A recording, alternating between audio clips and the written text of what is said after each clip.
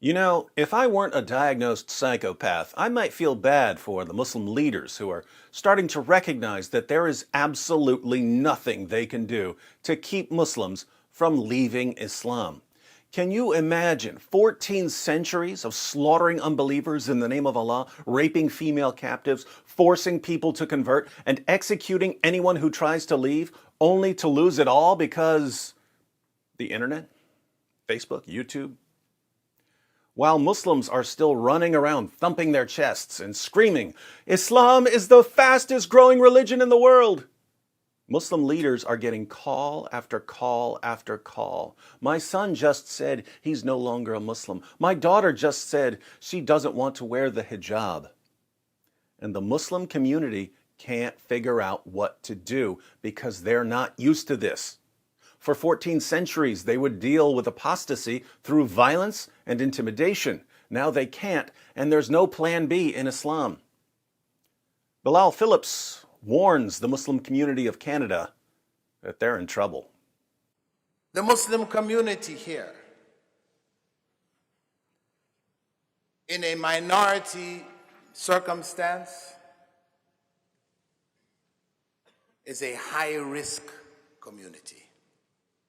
He admits that in a Muslim country, the situation is different because of the cultural pressure to conform. Back home in our countries,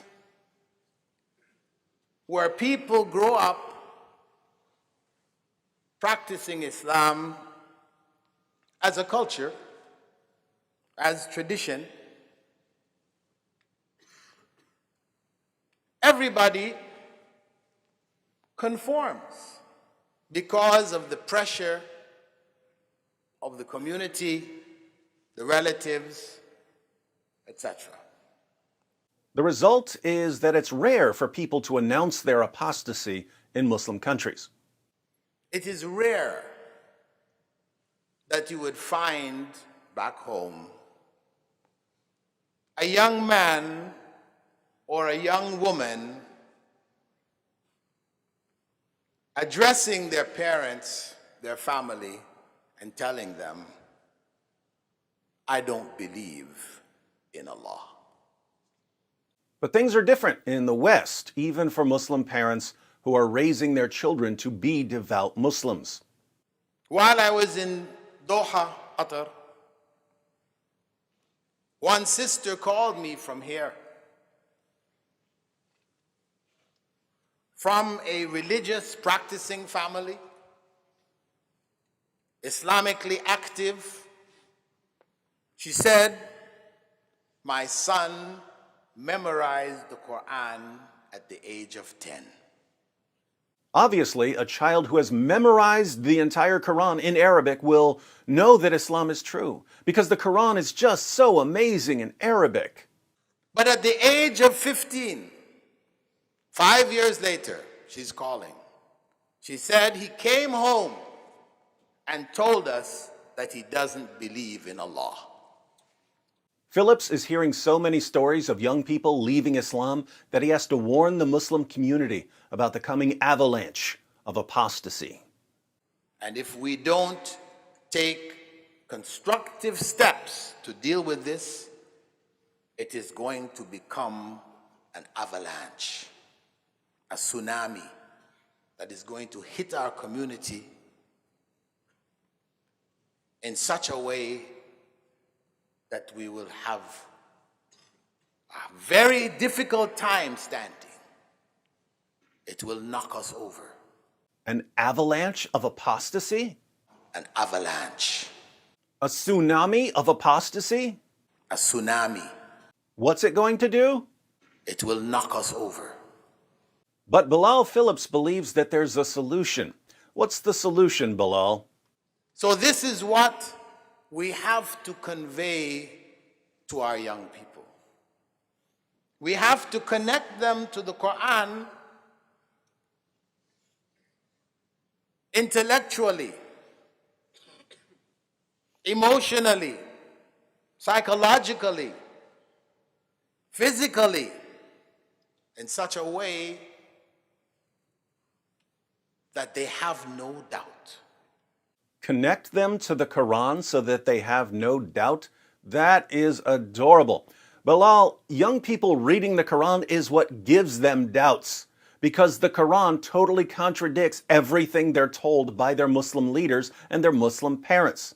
When young people read the Quran and they go to their Muslim leaders and their Muslim parents and they ask, why does Allah command men to beat rebellious wives? Why does Allah command us to attack Jews and Christians? Their leaders and their parents reply, oh, what Allah really meant is something completely different from what He said. And this doesn't remove doubts, it increases doubts, because the young Muslims are being told that Allah is a horrible communicator who can't say what He means. So there's no way to keep young people from doubting the Quran. What else you got, Bilal? And also, they should know Rasulullah sallallahu alaihi wasallam. They should know him well. Same mistake. How are young people going to learn about Muhammad? It had better not be by reading about him in Islam's most trusted sources, because nothing will convince Muslims to leave Islam faster than reading what Muhammad's companions said about him. So the only thing Muslim leaders and Muslim parents can do is try to convince young Muslims to believe in a fictional Muhammad, one who never existed, by giving them modern books about Muhammad that present a watered-down, whitewashed Walt Disney version of Muhammad. But that's not going to help, because there are people like us who are going to tell these young Muslims the truth about Muhammad. And we're going to be the ones who are quoting Islam's most trusted sources. And the young Muslims are going to realize that their leaders and their parents have been lying to them. And they're going to leave Islam. Hilariously, Bilal Philips gives an example of how to respond to a young Muslim's doubts about Islam. It's a disaster. Here's how he sets it up. The Prophet ﷺ, as this individual that I spoke with a few days ago raised, did not prohibit slavery. So, slavery is evil. Why not? What kind of prophet is this? God is condoning slavery? It's not simply that Muhammad didn't prohibit slavery. It's that Muhammad bought, owned, sold, and traded slaves and had sex with his female slaves, and Muslims in the West have been told that Muhammad abolished slavery, and they're realizing that they've been lied to and that they can't trust their leaders or their parents. So, Bilal, how are you going to correct these young Muslims? But he didn't know how Prophet Muhammad sallallahu alaihi wasallam treated those who were slaves. The slaves who were in his household, he adopted, made them a part of his family. They loved him so much that when their own parents came, they preferred to stay with the Prophet ﷺ as a slave rather than go with their own parents. Oh my goodness, Muhammad adopted his slaves? They didn't want to go back to their own families? There are young people who are dumb enough to fall for an answer like that. But when they go and share that answer on the internet, they're going to be in trouble. What happens if they take a closer look at Bilal's response? Here's what they'll find. Muhammad didn't adopt his slaves. He adopted one particular slave, Zayd ibn Haritha. Zayd was Khadija's slave before she married Muhammad. When she married Muhammad, she gave Zayd to Muhammad as a present. Zayd's parents eventually came looking for him because he'd been kidnapped, and Zayd said that he was going to stay with Muhammad. Muhammad was so impressed that he adopted Zayd, and Zayd was then called Zayd, son of Muhammad. This was before Muhammad declared himself to be a prophet. After Muhammad declared himself to be a prophet, things began to change. One day, Muhammad saw Zayed's wife, Zainab, practically naked, and he walked away praising God. Zayed found out about it and divorced Zainab so that his prophet and adopted father could have her. Muhammad married Zainab, but this caused an uproar in the community because marrying the wife of your own adopted son was frowned upon by everyone. Allah really doesn't like people criticizing Muhammad, so Allah abolished adoption. There's no more adoption in Islam. Zayed was later sent on a raiding expedition and was killed. Notice, Bilal was very selective in the information he presented, and he pretended deceptively that Muhammad adopted all of his slaves, when Muhammad abolished adoption in order to justify taking the wife of the one slave he actually adopted. Muhammad's other slaves, and he had many, were simply slaves. And again, Muhammad had sex with his female slaves. Bilal Philips, like every other Muslim leader, wants young Muslims to accept his answer without digging deeper. Is this approach going to stop the avalanche of apostasy?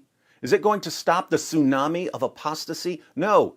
Bilal's response here is a perfect example of why the Muslim community is facing an avalanche of apostasy. In the Muslim world, Muslim leaders rely on violence, intimidation, and deception to keep young Muslims from questioning Islam.